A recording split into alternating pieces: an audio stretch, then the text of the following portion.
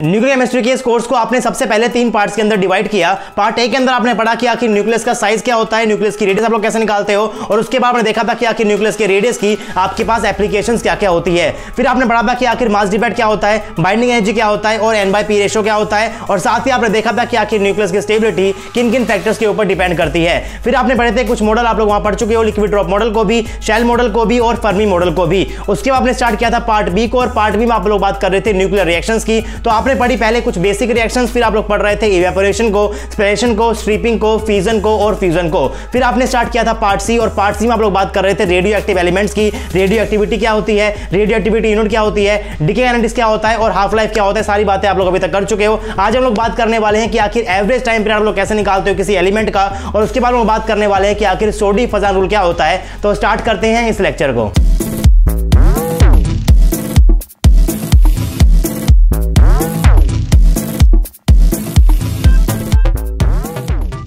Hey guys, this is RJ and welcome to RJ Academy. So this is lecture number 18 and the last lecture of nuclear chemistry. अब मैं lecture के बिल्कुल starting के अंदर ही आपको बता रहा हूं कि आपका लास्ट लेक्चर है। जैसा कि मैंने आपसे कहा था लास्ट लेक्चर के अंदर कि आपके पास सिर्फ और सिर्फ 2 ही लेक्चर बचे हुए हैं, लेकिन लास्ट लेक्चर के कमेंट सेक्शन के अंदर भी नीचे कमेंट आए हुए बच्चों के कि सर अभी कितने लेक्चर्स और आने वाले हैं। तो प्लीज आप लोग जब भी कोई भी कमेंट करते हो किसी वीडियो के नीचे, तो एटलीस्ट आप लोग पहले उस वीडियो को देख लिया करो। मैं आपके आधे ज्यादा सॉल्यूशंस तो मैं आपको वीडियो के अंदर ही बताता हूं, लेकिन फिर भी आप लोग नीचे कमेंट करते रहते हो, तो इसका कोई भी सेंस नहीं बनता है। आप लोग कोई भी कमेंट कर सकते हो, आपको कोई भी डाउट है मुझसे पूछ सकते हो, लेकिन प्लीज आप लोग पहले वीडियो को देख लिया करो, क्योंकि मुझे पता होता है कि आप लोग क्या पूछने वाले हो, उसके हिसाब से मैं वीडियो बना रहा होता हूं। तो आप प्लीज पहले वीडियो को देखा करो, उसके बाद ही आप लोग नीचे कोई भी कमेंट किया करो। आपको कोई भी डाउट है आप लोग कमेंट कर सकते हैं किसी भी टाइम, आपको कोई भी मनाही नहीं है, कोई रोक टोक नहीं है। आप लोग कोई भी कमेंट कर सकते हो, कोई भी डाउट आप लोग पूछ सकते हो, आप लोग कुछ भी मुझसे पूछ सकते हो, लेकिन प्लीज आप लोग पहले वीडियो को देखा करो। और आप लोग फर्स्ट टाइम चैनल के ऊपर, चैनल को सब्सक्राइब कर लेना। सब्सक्राइब करने के साथ साथ आपको नोटिफिकेशन बेल आइकन को भी प्रेस करना है,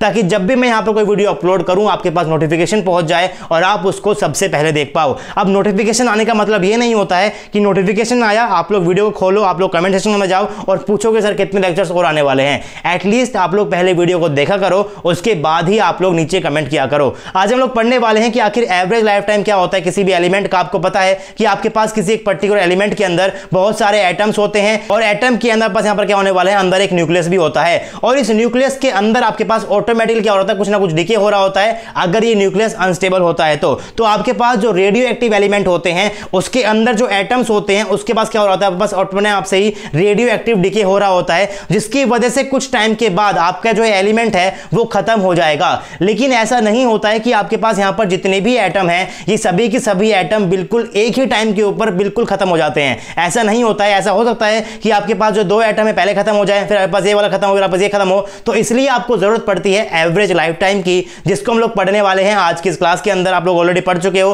कि हाफ लाइफ क्या होता है, तो हाफ लाइफ हम लोग पढ़ चुके हो। आज हम पढ़ने वाले हैं एवरेज लाइफ टाइम, और उसके बाद देखेंगे कि आखिर टी एवरेज के अंदर और हाफ लाइफ के बीच में रिलेशन क्या है। उस रिलेशन के ऊपर से भी आपके पास क्वेश्चन आ चुके हैं आपके एग्जाम के अंदर, तो फॉर्मूला बताने वाला हूं। क्वेश्चन प्रैक्टिस आप लोग खुद भी कर सकते हो, बहुत इजी क्वेश्चन आते हैं। और एक डाउट बच्चे मुझसे ये पूछते हैं कि सर मैं तैयारी कर रहा हूं IIT जैम एग्जाम की, तो मैं क्या इस सीरीज को कंप्लीट फॉलो करूं? तो यस, आपको कंप्लीट ही फॉलो करना है।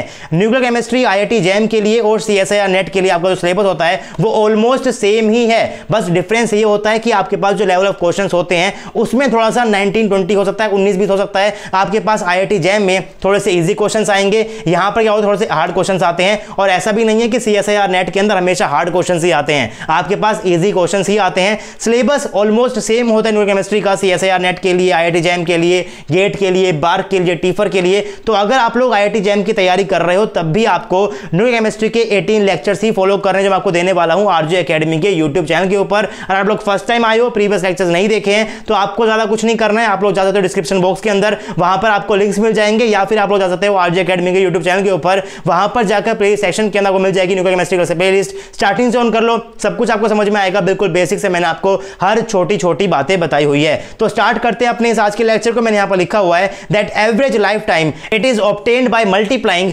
Every possible life period from 0 to infinite by corresponding number of atoms having that life. मैंने आपसे कहा है कि आपके पास अगर कोई भी एलिमेंट होता है तो उसके अंदर क्या होते हैं, बहुत सारे एटम्स होते हैं। अब इसके अंदर जितने भी एटम्स होते हैं इन सभी एटम्स की अलग अलग लाइफ पीरियड होता है, वो 0 से लेके इनफाइनाइट तक हो सकता है। आप लोग पहले पढ़ चुके हो कि आपके पास जो रेडियो एक्टिव डिके हो रहा होता है वो कभी भी कंप्लीट नहीं होता है। तो आपके पास यहां पर जो एटम्स मैंने यहां बनाए हुए हैं इन सभी एटम का एक अलग अलग लाइफ पीरियड होता है। और अगर लोग बात करते हो पूरे एलिमेंट की तो आप लोग यहां पर बात करने वाले हो एवरेज लाइफ टाइम की। तो आप उसको कैसे निकालते हो, मैंने यहां पर लिखा हुआ है that it is obtained by multiplying every possible life period from 0 to infinite by corresponding number of atoms having that life. आपके पास यहां पर जितने भी एटम्स होने वाले हैं, मान लो यहां पर क्या है, आपके पास यहां पर क्या है, N1 एटम है, N2 एटम है, N3 एटम है, आपके पास यहां पर अलग अलग एटम है। तो मान लो मैं क्या बना रहा हूं उसके बंच, मान लो क्या आपके पास सारे ऐसे एटम है जिनका लाइफ पीरियड यहां पर क्या होने वाला है 10 सेकंड है। तो मान लो आपके पास क्या है, बहुत सारे एटम्स हैं, उन बहुत सारे एटम्स के अंदर भी आपके पास एक गुच्छा है जिसका आपके पास टाइम लाइफ पीरियड क्या है, आपके पास T1 लाइफ पीरियड है। उसके पास एक और गुच्छा, एक और बंच आपके पास है, इसका आपका लाइफ पीरियड क्या है, T2 लाइफ पीरियड है। इसका आपके पास क्या होने वाला है, T3 होने वाला है। तो आप लोग क्या करते हो, अलग अलग बंच को आप लोग अलग से स्टडी करते हो, उसके बाद आप लोग क्या करने वाले हो, इन सबको ऐड करके आप लोग डिवाइड कर दो, टोटल नंबर ऑफ एटम आपका निकल जाएगा, यहां पर एवरेज लाइफ टाइम भी निकल जाएगा। तो फॉर्मूला आपको यहां पर याद करना है। फॉर्मूला कैसे निकालते हो, adding the term and dividing it by sum of total number of atom. आपके पास dn नंबर ऑफ एटम होने वाले हैं, dn1 आपके पास नंबर ऑफ एटम्स होने वाले हैं जिसका लाइफ पीरियड क्या होने वाला है, T1 होगा, dn2 का क्या होगा, T2 होगा, dn3 का क्या होगा, T3 होगा, एंड सो ऑन। और मैंने अपने नीचे लिखा हुआ है dn1 प्लस का dn2 प्लस का dn3 प्लस का एंड सो ऑन। आपके पास बहुत सारे एटम्स होंगे, उसके अंदर से कुछ एटम का टाइप पीरियड होने वाला है T1, कुछ का होगा T2, कुछ का होगा T3। तो मैं एवरेज कैसे निकालने वाला हूं, मैं एवरेज निकालने वाला हूं T1 इंटू में dn1 प्लस का T2 इंटू में dn2 प्लस का T3 इंटू में dn3 and so on divide by total number of atom that is dn1 plus का dn2 प्लस का dn3 प्लस का dn4 एंड सो ऑन। तो इस तरीके से आप यहां बन जाता है फॉर्मूला। और मैं इस फॉर्मूले को लिख सकता हूं शॉर्टकट के अंदर, कैसे लिख सकता हूं, T average is equal to summation of T dn divided by n। बस यहां पर क्या होने वाला है, इनिशियल नंबर ऑफ एटम की, इनिशियली आपके पास कितने एटम्स हैं आपके इस एलिमेंट के अंदर। तो आपके इस एलिमेंट के अंदर बहुत सारे एटम्स होते हैं, इन बहुत सारे एटम्स के अंदर से आपके पास कुछ एटम का लाइफ पीरियड होने वाला है T1, इसका होने वाला है T2, इसका होने वाला है T3। तो आप लोग क्या करते हो, आप लोग इस लाइफ टाइम को और इस एटम्स को मल्टीप्लाई करते हो, T1 इंटू में dn1 प्लस का T2 इंटू में dn2, इसको ऐड करते हो और डिवाइड करते हो टोटल नंबर ऑफ एटम से आपके पास क्या निकल जाएगा, एवरेज लाइफ पीरियड निकल जाएगी आपके उस एलिमेंट की। तो आपको एक फॉर्मूला पर याद करना है, T average is equal to summation of T into में dn divided by n nought. यह आपके पास क्या होता है, इनिशियल नंबर ऑफ एटम होता है। तो आपको एक फॉर्मूला याद करना है और आपको यह भी याद रखना है कि आपका जो T एवरेज है और आपका जो हाफ लाइफ है उनके बीच में रिलेशन क्या होने वाला है।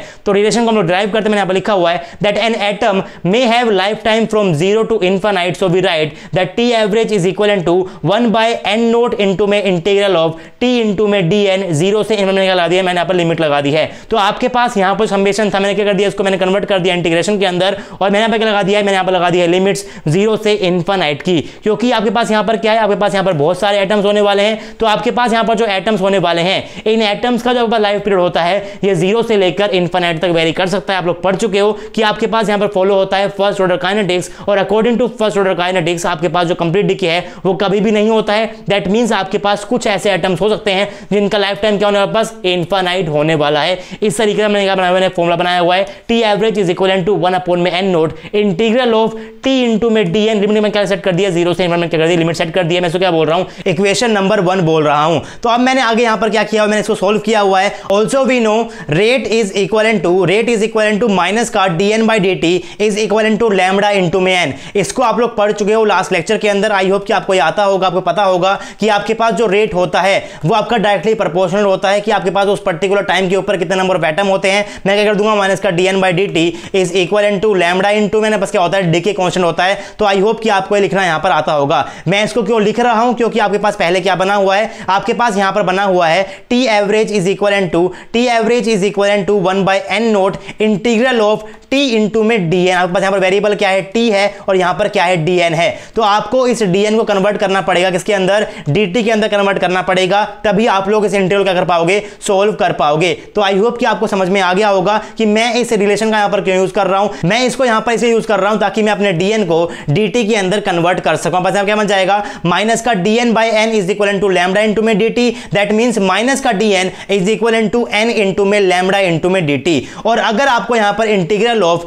t इंटू में dn की जगह, आपको इस dn की जगह अगर d लैम्डा को लिखना है, अगर आपको यहां पर dt को लिखना है, अगर आपको इस dn की जगह dt को लिखना है तो आपको इस लिमिट को भी चेंज करना पड़ेगा। अगर आपके पास लिमिट पहले यहां पर 0 से इनफाइनाइट है तो आपकी लिमिट अब क्या हो जाएगी, इंफिनिटी से 0 हो जाएगी। क्यों हो जाएगी, क्योंकि आपके पास यहां पर क्या है, एक नेगेटिव साइन है। आपको इस बात को समझने की बिल्कुल भी जरूरत नहीं है। जनरली आप लोग पढ़ते हुए इसको मैथमेटिक्स के अंदर कि अगर आप लोग यहां पर अपने वेरिएबल को चेंज कर रहे हो, चेंज कर रहे हो, आप लोग किसको चेंज करने वाले हो, dn की जगह लाने वाले हो dt को, तो आपके पास ये लिमिट किसके लिए, लिमिट आपके पास है dn के लिए। तो अगर आप लोग यहां पर चेंज कर रहे हो dn को dt के अंदर तो आपकी लिमिट्स भी चेंज हो जाएगी। और आपके पास यहां पर क्या है, नेगेटिव साइन है, दैट मींस आपके पास यहां पर ये होता है प्लस माइनस का 10, बस क्या हो जाएगा, प्लस का 10 हो जाएगा।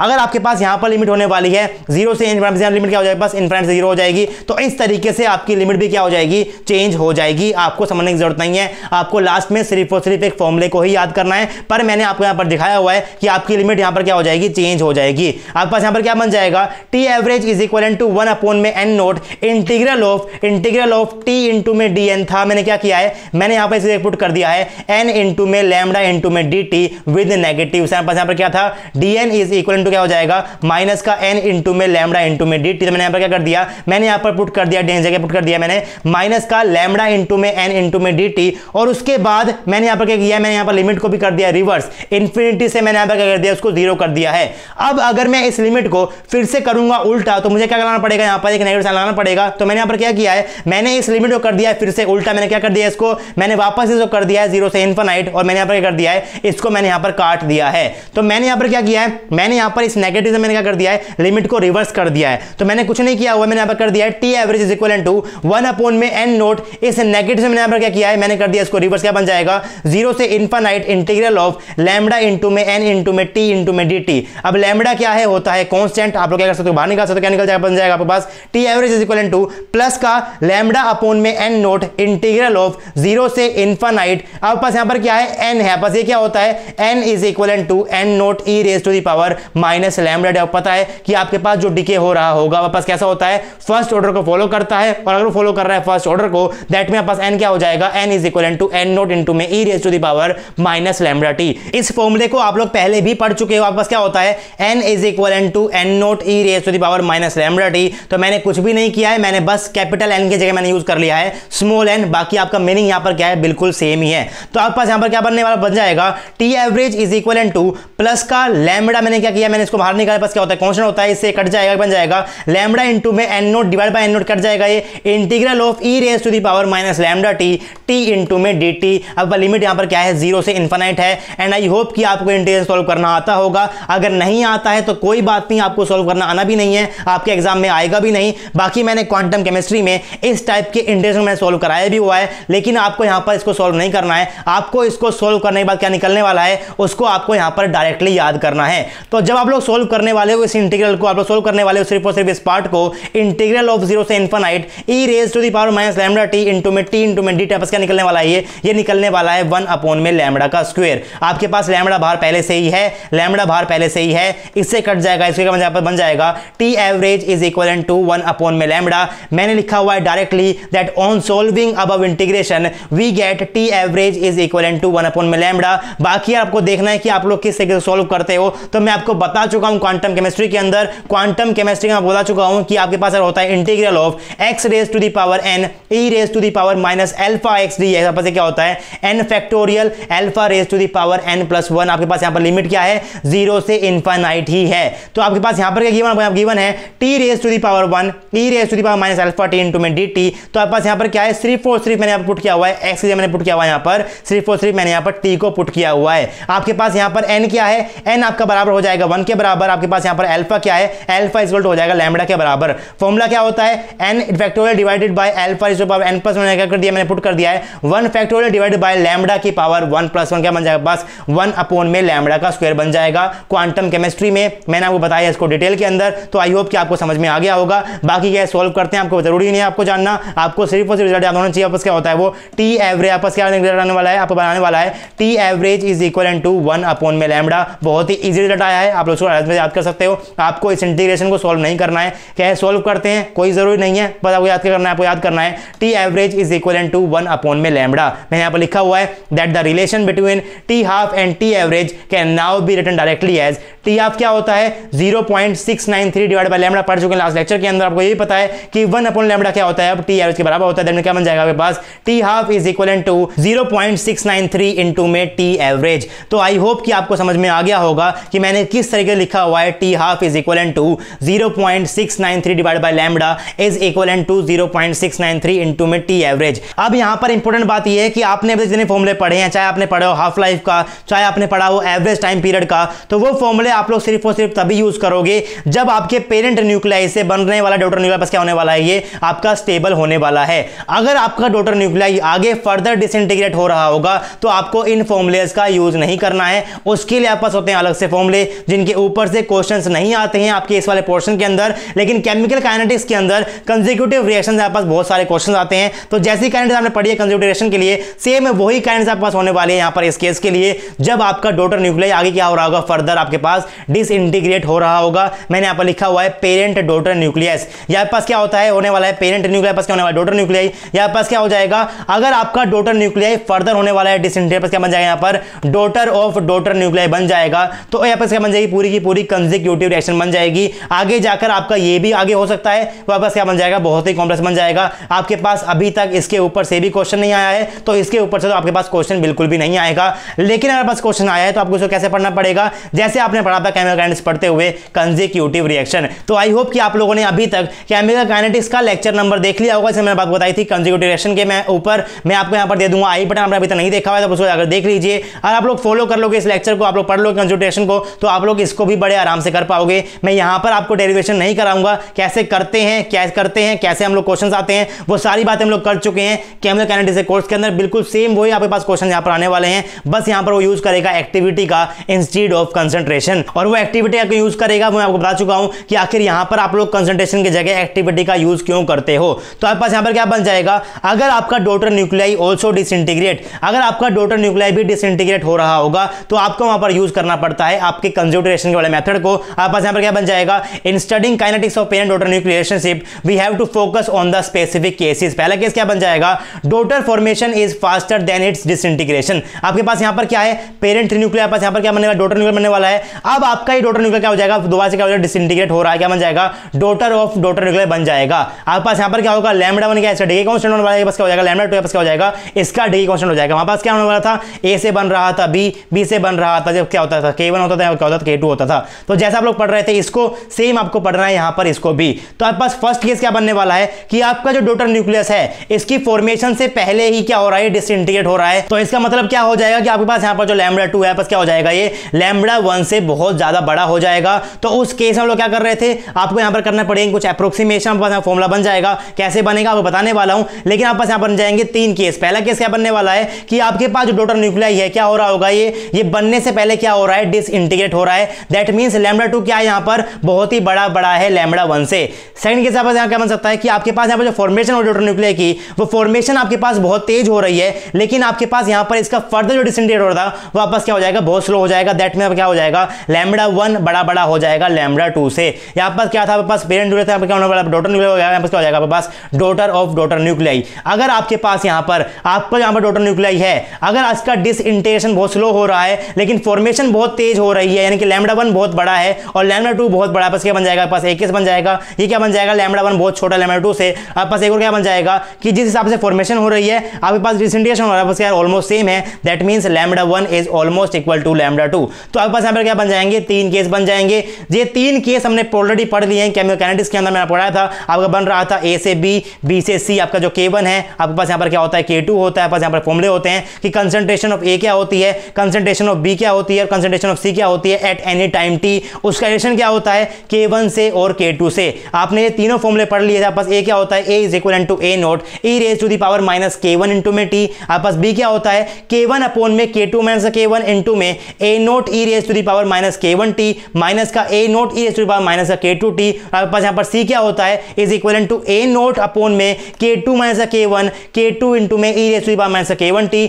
माइनस का K1 इंटू में e raise to the minus का K2 t। तो आई होप कि आपको समझ में आ गया होगा जब मैंने पढ़ाया था कंज्यूगेशन ऑफ केमिकल काइनेटिक्स। लेकिन अगर आपने नहीं देखा है अभी तक तो पहले देख लीजिए, आप लोग इसको समझ जाओगे। और आपने समझ लिया इसको तो आप लोग इसको भी बड़े आराम से कर पाओगे। बस आप लोग यहां पर यूज करने वाले हो एक्टिविटी का इन टर्म्स ऑफ कंसंट्रेशन। वहां पर हमने यूज किया था कंसंट्रेशन, यूज करने वाले आप लोग एक्टिविटी का। आपको यहां पर लेने पड़ते हैं अप्रोक्सीमेशन। अगर आपका यहां पर, अगर आपका इस केस के अंदर, आपका इस वाले केस के अंदर अगर आपका K1 बहुत ही बड़ा है K2, तो आप लोग यहां पर क्या करने वाले हो, आप इस फॉर्मूले के अंदर क्या कर दोगे, आप लोग कर दोगे इसको K2 कर दोगे इग्नोर, आपके पास क्या बन जाएंगे वहां पर सिंप्लीफाइड फॉर्मूले भी बन जाएंगे। आप लोग ये वाला लेक्चर देख लो केमिकल काइनेटिक्स का, आप लोग इसको बड़े आराम से समझ पाओगे। अगर नहीं समझ पा रहे हो, कोई भी डाउट है तो आप नीचे कमेंट कर दो, मैं आपको इसके कोरस्पोंडिंग एक लेक्चर और दे दूंगा। बट इसके ऊपर से क्वेश्चंस भी नहीं आते हैं, और अगर क्वेश्चन आपके पास यहां पर कैसे आते हैं, केमिकल काइनेटिक्स वाले क्वेश्चन ही आते हैं। तो अब आपका न्यूक्लियर केमिस्ट्री ऑलमोस्ट कंप्लीट हो चुका है। आपके सिर्फ दो टॉपिक बच गए हैं। पहला क्या बच गया है, सोडी एंड फजान रूल, पास एक और क्या बच जाएगा, आइसोटोपिक डाइल्यूशन मेथड। तो आइसोटोपिक डाइल्यूशन मेथड को आप लोग खुद से पढ़ लेना, इसको मैं आपको पढ़ा रहा हूं। क्वेश्चन आपके पास यहां से अभी तक बहुत कम आए हैं। आइसोटोपिक डाइल्यूशन सिर्फ क्वेश्चन आए सिर्फ और सिर्फ एक बार, वो भी गेट एग्जाम के अंदर। क्वेश्चंस बहुत कम आते हैं, इसलिए आपके लिए छोड़ रहा हूं। और सोडी और फजान रूल को आप लोग ऑलरेडी कवर कर चुके हो। बस मैं आपको बताता हूं कि इस फ्लो के अंदर आपके पास क्या क्या था। मैंने यहां पर लिखा हुआ है radioactive displacement law of Fajans and Soddy. The law of radioactive displacements also known as Fajans rule and Soddy law in radiochemistry and nuclear physics is a rule governing the transmutation of elements during radioactive decay. During radioactive decay आपके पास क्या हो रहा होता है, पास एक element क्या हो रहा था उसमें कन्वर्ट हो रहा होता है, इसको मैं क्या बोलता हूं, ट्रांसम्यूटेशन बोल रहा होता हूं। That means during radioactive decay आपके पास क्या होता है, ट्रांसम्यूटेशन होता है। और ट्रांसम्यूटेशन होते वक्त आपके पास कौन सा एलिमेंट बन रहा होगा उसको गवर्न करता है आपका सोडी एंड फजान रूल। इसको आप लोग ऑलरेडी कवर कर चुके हो, बस आप लोग इसके बारे में पढ़ अब रहे हो। It is named after Frederick Soddy and Kasimir Fajans who independently arrive at it about the same time in 1913। आपके पास यहां पर क्या है, the law describes which chemical element and isotope is created during the particular type of radioactive decay. और आप लोग इस डायग्राम से ये बता पाओगे कि अगर आपका पेरेंट एटम हो रहा है, डिके इसका हो रहा है, तो आपके पास डॉटर न्यूक्लियाई क्या बनने वाला है, या फिर डॉटर आपके पास एलिमेंट क्या बनने वाला है, सिर्फ और सिर्फ इस डायग्राम से आप लोग बता पाओगे। इसके अंदर क्या होता है, आपके पास यहां पर होता है एटॉमिक नंबर, आपके क्या होता है यहां पर नंबर ऑफ न्यूट्रॉन्स होते हैं, आपके पास क्या है, यहां पास होने वाला नंबर ऑफ प्रोटॉन, यहां पास क्या होता है नंबर ऑफ प्रोटॉन होने वाला है, पास क्या होता है यहां पर नंबर ऑफ न्यूट्रॉन होता है। यहां पास यहां पर क्या होने वाला है, होने वाला है पेरेंट एटम। अब आप लोग इसको समझने की कोशिश कीजिए। आपके पास यहां पर क्या लिखा हुआ है, आपके पास यहां पर लिखा हुआ है पेरेंट एटम। मैंने यहां पर दिखाया हुआ है इस एरो से अल्फा डीके, आपके पास क्या होने वाला है, ये होता है अल्फा डीके। अब आपको यहां पर एक कॉलम को क्या समझना है, आपको समझना है इसको 1 यूनिट के बराबर, आपको समझना है इसको 1 यूनिट के बराबर। अगर मैं दिखा रहा हूं यहां पर अल्फा डीके इस तरीके से, तो आप लोग देख सकते हो कि अल्फा डीके को दिखाते हुए मैं क्या कर रहा हूं, मैं यहां पर जा रहा हूं एक कॉलम नीचे, मैं यहां पर जा रहा हूं एक कॉलम नीचे। और दैट मींस आप लोग बात कर रहे हो एन को पढ़ते वक्त आप लोग क्या कर रहे हो, यहां पर आप लोग जा रहे हो 2 कॉलम नीचे। दैट मींस आपके अल्फा डीके होते वक्त आपके पास क्या हो जाएगा, यहां पर 2 न्यूट्रॉन का लॉस हो जाएगा। आप लोग यहां पर जा रहे हो जेड के एक्सिस के अंदर, एक कॉलम इधर जा रहे हो, आप जा रहे हो यहां पर एक कॉलम और इधर। दैट मींस आपके पास यहां पर प्रोटॉन के अंदर क्या हो जाएगा, 2 प्रोटॉन का यहां पर क्या हो जाएगा, लॉस हो जाएगा। आपको ये बात ऑलरेडी पता भी है कि अल्फा डीके होते वक्त आपके पास यहां पर जेड क्या होता है, 2 यूनिट से क्या होता है, डिग्री हो जाता है। और आपको ये भी पता है कि आपके पास यहां पर होता है एटॉमिक मास नंबर, पास क्या होता है 4 यूनिट से क्या होता है, डिक्रीज हो जाता है। लेकिन आपके पास यहां पर जो डायग्राम किसके बीच में, आपके पास डायग्राम आपके पास बीच में होने वाला है number of neutrons and number of proton के बीच में। दैट मींस अल्फा डीके के अंदर आपके पास नंबर ऑफ न्यूट्रॉन क्या निकल जाएंगे, 2 बाहर निकल जाएंगे, और नंबर ऑफ प्रोटॉन निकल जाएंगे, 2 बाहर निकल जाएंगे। और number of proton plus number of neutrons क्या होता है, यहां पर मास नंबर होता है। दैट मींस आपका जो मास नंबर क्या हो जाएगा, 2 + 2 यानी कि 4 से क्या हो जाएगा, वो डिक्रीज हो जाएगा। सेम उसे दिखा रखा है न्यूट्रॉन एमिशन, यहां पास यहां क्या होता है, न्यूट्रॉन एमिशन होगा। तो जब भी आपके पास होने वाला न्यूट्रॉन एमिशन, तो आपके पास यहां पर Z के ऊपर कोई भी इफेक्ट नहीं है। दैट मींस आपके पास नंबर ऑफ प्रोटॉन में कोई फर्क नहीं आएगा। लेकिन यहां पर क्या हो जाएगा, N आपके पास यहां पर क्या हो रहा है, एक कम हो रहा है। दैट मींस क्या हो जाएगा, पास एक न्यूट्रॉन कम हो जाएगा। ये क्या लिखा हुआ है, प्रोटॉन एमिशन। और जब प्रोटॉन एमिशन होता है तो उस केस के अंदर पास क्या होता है, सिर्फ और सिर्फ Z के ऊपर इफेक्ट पड़ने वाला है, आपके पास N के ऊपर कोई भी इफेक्ट नहीं पड़ेगा। ये क्या दिखा रखा है, मैं दिखा रखा है बीटा प्लस डीके या फिर इलेक्ट्रॉन कैप्चर। तो आपको पता है कि बीटा प्लस डीके हो रहा हो या फिर इलेक्ट्रॉन कैप्चर हो रहा हो, उस केस के अंदर पास क्या होने वाला है, नंबर ऑफ न्यूट्रॉन बढ़ जाएंगे 1 यूनिट से, आपके पास ये क्या हो जाएगा, यूनिट से क्या हो जाएगा, कम हो जाएगा। तो इस डायग्राम से आपको बस ये समझना है कि नंबर ऑफ न्यूट्रॉन के ऊपर क्या फर्क पड़ रहा है और नंबर ऑफ प्रोटॉन के ऊपर क्या फर्क पड़ रहा है। और मैंने आपको पहले बताया हुआ है कि आखिर अल्फा डीके क्या होता है, बीटा पॉजिटिव क्या होता है, बीटा नेगेटिव डीके क्या होता है, उसकी जनरल इक्वेशन क्या होती है। मैंने आपसे कहा था कि आप लोग वहां पर उसके कोरस्पोंडिंग एक एग्जांपल को भी लिख लेना, बट मुझे पता है कि आपने नहीं लिखा होगा, तो मैंने यहां पर आपको एग्जांपल भी दिया। मैंने यहां पर लिखा हुआ है that in alpha decay an element is created with an atomic number less by 2 and mass number by 4 units of that of parent atom। ऐसा मैंने लिखा हुआ है U 9238 क्या बन जाएगा, थ्योरम बन जाएगा 9234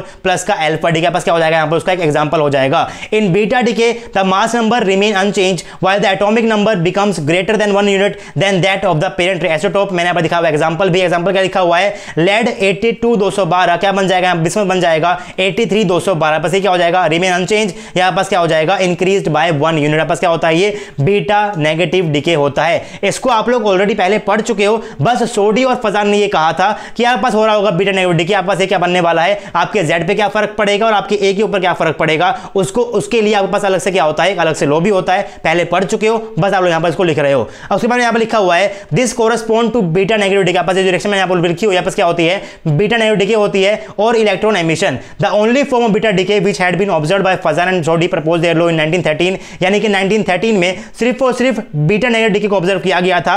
letter in 1930s other form of beta decay known as beta positive decay या फिर positive emission and electron capture were discovered in which atomic number becomes less by 1 unit. और उसके मैंने यहाँ पर एग्जांपल भी लिखा हुआ आपके सामने। एग्जांपल क्या हो जाएगा, PM 61 से क्या बन रहा है, पास ND 60 बन रहा है। ये क्या रह गया अनचेंज, पास क्या हो जाएगा, डिक्रीज बाय 1 यूनिट हो जाएगा। तो आई होप कि आपके पास अब एग्जांपल्स भी आ गए हैं, तो आपको अब सब कुछ आता होगा आखिर अल्फा डिके क्या होता है, बीटा पॉजिटिव क्या होता है, बीटा नेगेटिव क्या होता है, इलेक्ट्रॉन कैप्चर क्या होता है, सब कुछ आपको समझ में आ गया होगा। रेडियोएक्टिव डिके क्यों हो रहे होते हैं, वो स्पॉन्टेनियस होते हैं, वो खुद से ही हो रहे होते हैं, वो फर्स्ट ऑर्डर को फॉलो कर रहे होते हैं, उसकी इक्वेशन को आपको याद करना है। हाफ लाइफ क्या होता है, एवरेज टाइम पीरियड क्या होता है, आपको सब कुछ समझ में आ गया होगा। सारी इक्वेशन आपको याद रखनी है और उसके ऊपर जो क्वेश्चंस आए हुए हैं, बहुत ही इजी क्वेश्चंस आए हुए हैं, आप लोग उनको बड़े आराम से कर पाओगे। आपको कोई भी डाउट है क्वेश्चन को लेकर तो आप लोग उसको टेलीग्राम चैनल के ऊपर डाल सकते हैं, मैंने यहाँ पर लिंक दिया हुआ है। ये हमारा क्या है, टेलीग्राम चैनल, इसके ऊपर जा सकते हो आप लोग। वहां पर आपको कुछ और बच्चे मिल जाए, तैयारी कर रहे हैं आरजे एकेडमी के ऊपर से ही, तो वो आपको बता देंगे। आपको कोई भी डाउट है आप सोल्व भी कर सकते हो, आप लोग वहां पर अपने दोस्तों के साथ क्वेश्चन को सोल्व भी कर सकते हो। अब आपको बच गया यहाँ पर सिर्फ और सिर्फ एक टॉपिक, आइसोटोपिक डाइल्यूशन मेथड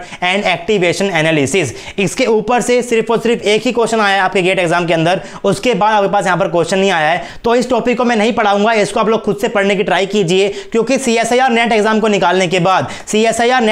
निकालने के बाद मैं उम्मीद करता हूं कि आप लोग फ्यूचर में जाकर टीचिंग ही करने वाले हो। तो आप लोग टीचिंग करने वाले हो, पता होना चाहिए आप लोग इस टॉपिक को कैसे तैयार करते हो। आप लोग जाइए अलग अलग वेबसाइट के ऊपर जा सकते हो, आप लोग विकिपीडिया पर जा सकते हो, आप लोग अलग अलग वेबसाइट के ऊपर जाइए। आपके पास जो विकिपीडिया में लिखा हुआ है इस टॉपिक को लेकर, आइसोटोपिक डाइल्यूशन मेथड को लेकर और एक्टिवेशन एनालिसिस को लेकर जितनी बातें लिखी हुई है आपको समझ में आनी चाहिए। अब विकिपीडिया काफी इंपॉर्टेंट और काफी बढ़िया वेबसाइट होती है। इवन मैंने आपको आज के लेक्चर में जो समझाया है, मैंने आपको आज समझाया है, जो यहां से लेकर यहां तक मैंने आज जितनी भी आपको बातें बताई है इस टॉपिक के अंदर, सोडी एंड फजान रूल से, ये सारी की सारी चीजें मैंने कहां पर लिखी हुई है, विकिपीडिया से ही लिखी हुई है, जान पूछ के लिखी है, ताकि आपको समझ में आ जाए कि वेबसाइट्स भी इंपॉर्टेंट होती है। सिर्फ और सिर्फ बुक से ही आपको सब कुछ नहीं पढ़ना होता है। अगर बुक्स अवेलेबल नहीं है आपके पास, तो आप लोग क्या करोगे, आप लोग जाओगे गूगल के ऊपर, आप लोग जाओगे वेबसाइट्स के ऊपर, तो वहां पर भी जाकर आपको अच्छी चीजें मिल सकती है। तो आपको अब करना क्या है, मैंने विकिपीडिया से इस टॉपिक को कंप्लीटली पढ़ाया है। जो पहले के टॉपिक्स हैं उनको मैंने अलग अलग जगह से लिया हुआ है, लेकिन मैंने इस टॉपिक को बिल्कुल वर्ड टू वर्ड सेम मैंने लिया हुआ है विकिपीडिया से। एंड आई होप कि आपको अच्छा लगा होगा, आपको समझ भी आ गया होगा। तो विकिपीडिया काफी तगड़ी वेबसाइट होती है आपको केमिस्ट्री के नोट्स बनाने हैं। बाकी विकिपीडिया के अलावा आप लोग कौन कौन सी वेबसाइट का यूज कर सकते हो, उनके लिए मैं जल्दी एक वीडियो बनाने वाला हूं। उस वीडियो की नोटिफिकेशन आपको चाहिए तो उसके लिए आपको करना पड़ेगा चैनल को सब्सक्राइब। तो सब्सक्राइब करते हुए आपको नोटिफिकेशन बेल आइकन को जरूर प्रेस करना है, तभी आपके पास नोटिफिकेशन आएगा। तो विकिपीडिया के अंदर जितनी बातें लिखी हुई है रिगार्डिंग आइसोटोपिक डाइल्यूशन मेथड आपको समझ में आनी चाहिए। अगर आपको समझ में नहीं आ रही है तो आप लोग प्लीज नीचे कमेंट बॉक्स में कमेंट करना, ताकि मैं इस टॉपिक के रिगार्डिंग आपको एक वीडियो एक्स्ट्रा और दे दूं। पर प्लीज आप लोग पहले खुद से जरूर ट्राई करिएगा उसको समझने की। आप लोग जब खुद से ट्राई करोगे तभी आपको समझ में आएगा कि आखिर आपको पढ़ना कैसे है और आगे जाकर आपको पढ़ाना कैसे है। तो इस दो टॉपिक के ऊपर से क्वेश्चंस बहुत कम आए हैं, इसीलिए आपको बता रहा हूं कि आप लोग जरूर इसको पढ़ना। वेबसाइट के ऊपर से जो बातें लिखी हुई है एक बार उसको पढ़ लेना, समझ में आ जाएगी आपको बड़े आराम से। और आपके जो एग्जाम में जो क्वेश्चन आने वाला है वो आपके पास उस आर्टिकल के अंदर से ही आएगा, उससे बाहर आपके पास क्वेश्चन नहीं आता है। तो अगर आप लोग विकिपीडिया को समझ पा रहे हो दैट मींस आपको उस टॉपिक की अच्छी खासी नॉलेज है। अगर आप लोग किसी पर्टिकुलर टॉपिक के रिगार्डिंग विकिपीडिया में क्या लिखा हुआ है सिर्फ उसको समझ पा रहे हो, दैट मींस आपने उस टॉपिक को कंप्लीटली पढ़ लिया है। सबसे एडवांस वेबसाइट है, उससे आपके पास एडवांस वेबसाइट कोई होती नहीं है। सबसे ज्यादा टफ लैंग्वेज वहां पर होने वाली विकिपीडिया के अंदर, उसको समझना काफी डिफिकल्ट होता है। उसको समझने के लिए आपको बहुत सारी बुक्स पढ़नी पड़ती है। तो इसीलिए मैं आपसे कह रहा हूं कि विकिपीडिया को आप लोग जरूर पढ़ा कीजिए हर एक वेबसाइट के लिए। तो आज के लिए बस इतना था, आपका लेक्चर कंप्लीट हो चुका है। आपको कोई भी डाउट है तो मैं इसके रिगार्डिंग आपको एक वीडियो आपको मैं न्यूक्लियर केमिस्ट्री की ओर दे सकता हूं, आप लोग रिमाइंड करोगे तो। बाकी प्लीज आप लोग लोग डिमांड मत करना, पहले आप लोग खुद से बढ़कर देखो, क्योंकि फ्यूचर में जाकर आपको भी कहीं ना कहीं पढ़ाना ही है। तो आई होप कि आपको आज का लेक्चर पसंद आएगा। वीडियो पसंद आई, वीडियो को लाइक कर सकते हो, अपने दोस्तों के साथ वीडियो को शेयर कर सकते हो। आपको मेरा काम अच्छा लगता है तो आप लोग आरजे एकेडमी की फाइनेंशियल हेल्प भी कर सकते हो। आप लोग हमें गूगल पे कर सकते हो, फोन कर सकते हो, हमें पेटीएम कर सकते हो। Any support is highly appreciable guys, ताकि आपके सपोर्ट की आपसे हम लोग आपके लिए नए नए कोर्सेज लाते रहें एकदम फ्री। आपसे मिलूंगा मैं नेक्स्ट में, तब तक के लिए पढ़ते रहिए, पढ़ाते रहिए, खुश रहिए। Thank you very much.